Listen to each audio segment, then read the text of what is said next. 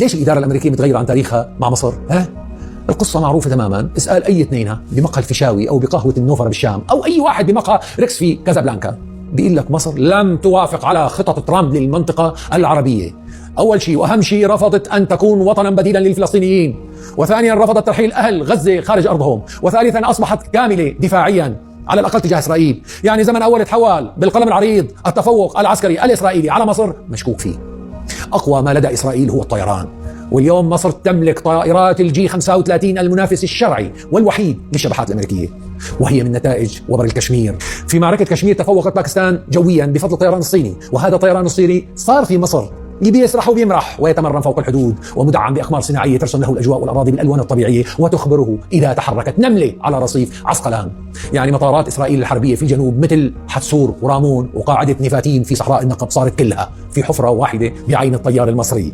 والسلاح الجوي المصري ليس صناعة أمريكية، لو كان صناعة أمريكية فلا يمكن لمصر استخدامه ضد أي دولة حليفة لواشنطن. هون مكمن خطورة التسليح من الصين. ولما تصبح مصر دولة مقلقة بالنسبة لإسرائيل كونها في طريقها لأن تتفوق عسكريا، وفوق هيك تحسنت علاقاتها مع إيران اللي كمان تسعى لشراء طيران صيني مقاتل بعد ما شافت العجائب من الاف 35 الإسرائيلية، فالموضوع فيه 1000 إشارة استفهام.